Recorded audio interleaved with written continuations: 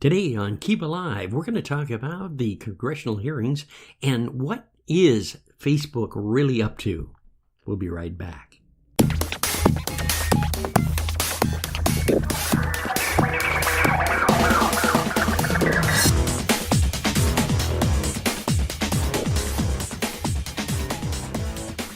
I'm William Lay. I'm a podcaster, podcast producer, and founder of the Keep Agency for Digital Marketing.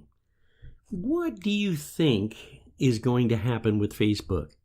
Do you think this is the end of the great Facebook menagerie?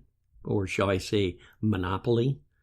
What do you think came out of the congressional hearings when Mark Zuckerberg decided to come out and talk about Facebook? Or did he come out and talk about Facebook at all? Now, first of all, we know that I'm going to call him Mr. Facebook, was asked to come out and testify. There was no subpoenas. There was no government action to bring him to the table.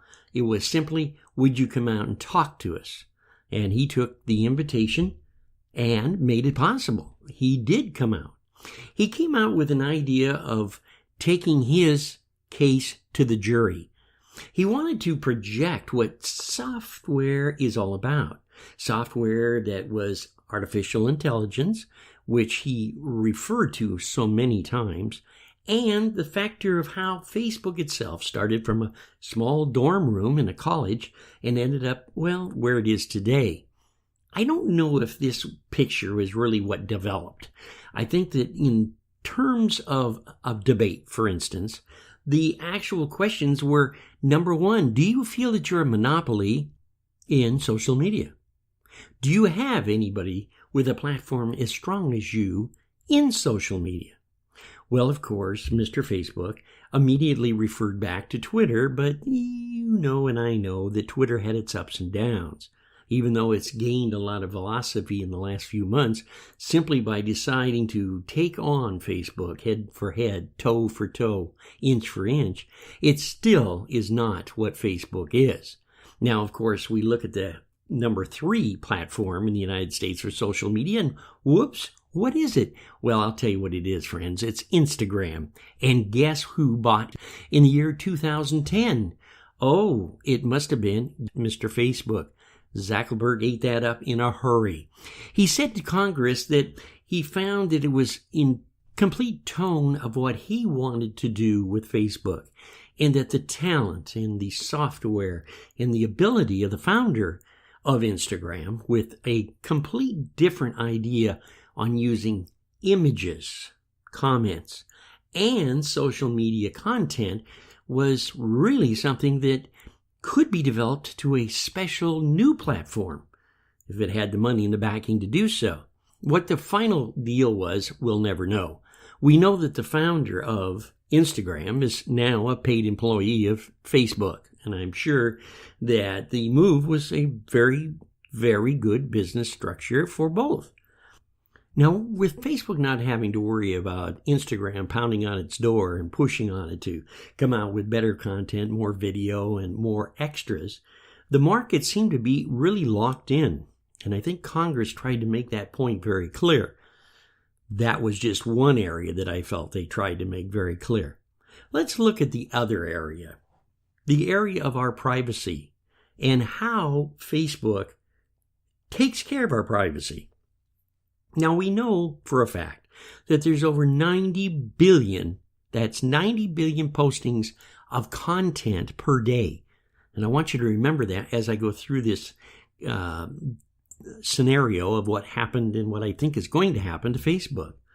Because in the lectures and in the postings that Zuckerberg made, you can remember that at first he did not take the situation as his fault or Facebook's fault. He wrote it off as just social media business as usual. But then after the pressure began piling up onto his doorstep, and he saw a lot of businesses starting to question what was going on, and more users saying, hey, wait a minute here. We gave you the opportunity to support us in our rights and policies under the Constitution of freedom of speech. And doing so Naturally, we had to give you information which was personal to us. Why did you have the right to just sweep this under the carpet as one of those niches gone wild with social media, with technology being actually pirateered and information stolen, identity theft naturally on the rise for the last 5 or 6 years? Why did you not put in areas of protection and keep our information non-available to those third parties or to those hackers or to those breaches, which now has affected over 89 million Facebook users? Wow. Congress came out very, I think, elegantly with the Senate to say to Mr. Muckleberg, hey, Mr. Facebook, you've got this policy, which is about 3 inches thick.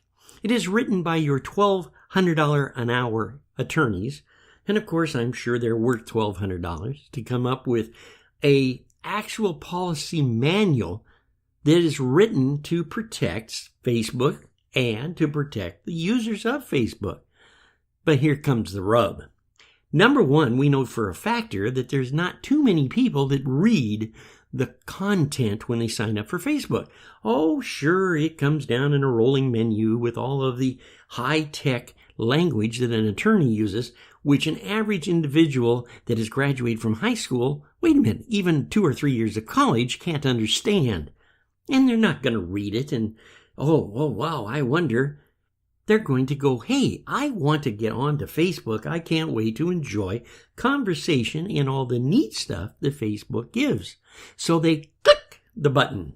The button is now clicked and you are locked in. Your privacy, your name, address, phone number, all this other information, plus the tracking information that Facebook does in what they call their artificial intelligence 3-system rating on your postings, collects. Where does that all go? And can it be used? Can it actually leak out of the Facebook program? Well, you bet it can, and it has. We've also found in our last, I believe, podcast, not too long ago, we talked about the loopholes in their actual policy manual that advertisers are using now to actually get back to cigarettes and tobacco products. And you check out that show. It's on our menu. Take a listen to it. It's called Loopholes That May Lead Facebook Users to Tobacco. Now, let's back up a minute. Here's a young man who has done marvelous things. I'm not saying he is not brilliant, because he is.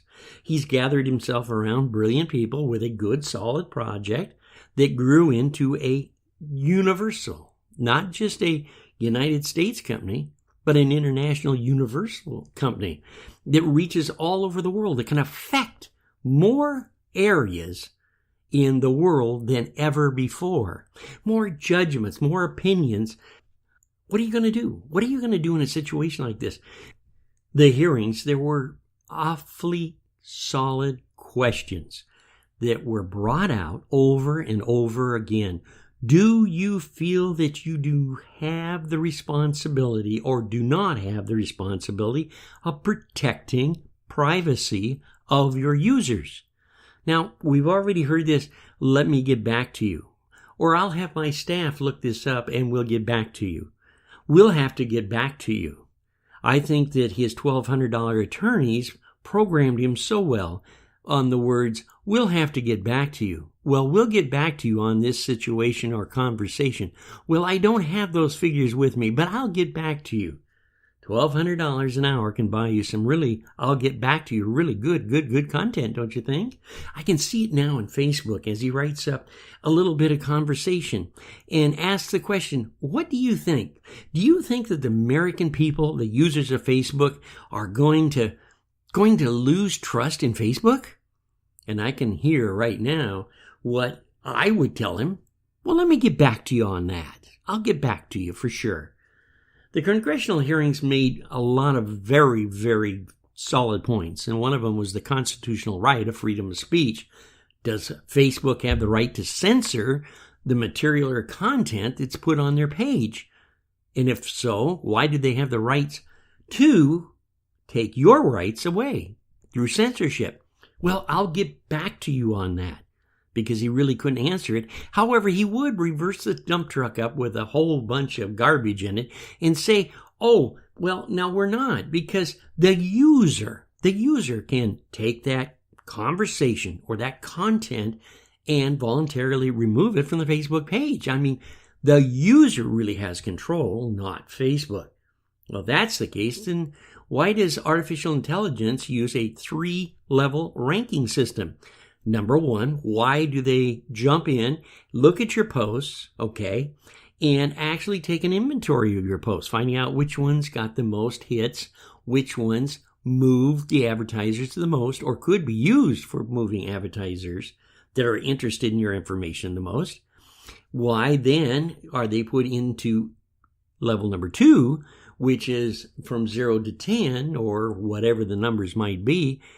Top number, Papa Mama's Pizza, as we've talked about before, was number 1 conversation. But yet down at the bottom, when we talked about maybe the hearings, they're not as interesting. Your viewpoint was, so-so. So then when the artificial intelligence, which we remember that Mr. Facebook, quote unquote, said will set this up through analytics and through what we consider people that are actually censoring the information as the artificial intelligence moves it to the square of publishing, where the light turns on or it turns off. It publishes or it doesn't. It allows your speech, your content to be put onto your page if it wants it to be put on your page. Now, I don't know how you look at this, folks, but in the last few months, you've probably seen people disappear off your page. You've probably had relatives and friends of yours that you were on the page with, but all of a sudden, you never see their post anymore. Isn't that interesting? They've just vanished. Well, Mr. Facebook says that artificial intelligence controls what's going on. But yet, when they asked the CEO of Facebook questions like, do you know what boundaries and what divisions of your company are operating to take care of these problems, what watchdogs are in place, he couldn't answer the whole question. He would skirt around it or pop it back to, well, I'll get back to you. I'll have my staff check that out. No, it's time now for Facebook to come out with the truth of what's going on.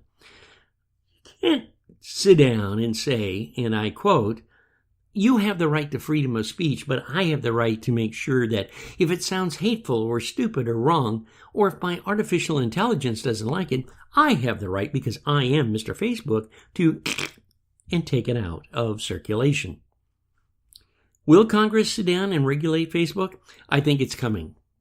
Mr. Facebook and all of his crew have got to make a stand. They have got to clarify what's going on. And it has to be for the benefit of protection of our rights as citizens of this great country without what I call artificial, unwanted censorship. And it has to also protect and be honest about what's going on. They have to start talking to us and not talking at us. I hope that this program has been somewhat of an eye-opener for you. And I hope that some of the ideas that are expressed here, which are my opinions only, will give you an opportunity to maybe start a good conversation on Facebook, because we need to start talking about it on Facebook. A conversation that is not fake news, which right now is running rampant with Facebook. Just recently, somebody had posted that in a newspaper that they were going to charge for users of Facebook if they didn't do so many shares within so many days. The fact of the matter is that was fake news. Then all of a sudden we came up with more postings and more listings with an actual video of Mr. Facebook sitting there telling everybody how wonderful Facebook is and why he's going to have to charge and why we have a complete new world that he is going to build. He is going to reach out with Facebook and he's going to build this wonderful, beautiful world that we can all live in cyberspace. Folks, fake videos are coming on stronger. Fake news releases will come out by the carloads. It's just the beginning. And the reason it's just the beginning is simple. somewhere out there, his competition has figured out that if we can keep the dishonesty movement that people feel toward